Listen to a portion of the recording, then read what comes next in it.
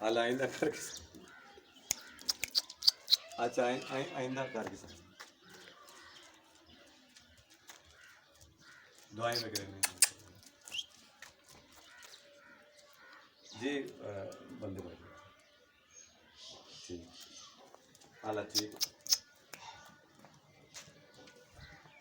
सब भी ऐसे सिर्फ उसके काले डब्बा ना इसके पे पूरे जो रंग देना उसके काले बाकी भी नहीं है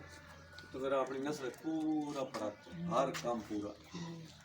इतने साल 4 साल पुराना में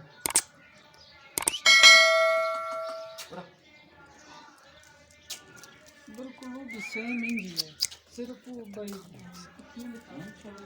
हाँ मोशो मेरी है बिल्कुल सेम ही बात है ठीक है वो सही है फोन नहीं बात सा केड़ी